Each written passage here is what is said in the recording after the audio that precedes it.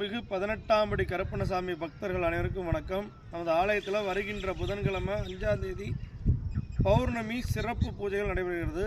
அன்னைக்கு அருவாமேல் நின்று அருள்வாக்கு சொல்லப்படும்.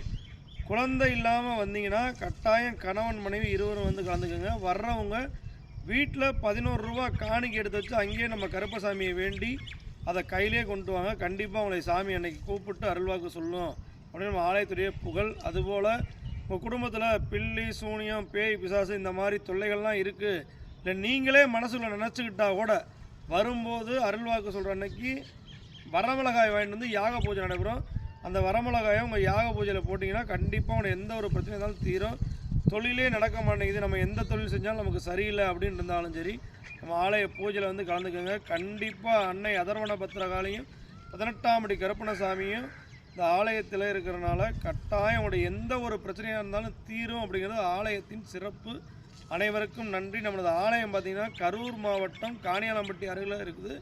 வர்றவங்க நம்ம நம்பருக்கு ஃபோன் பண்ணி கேட்டுவாங்க. நன்றி.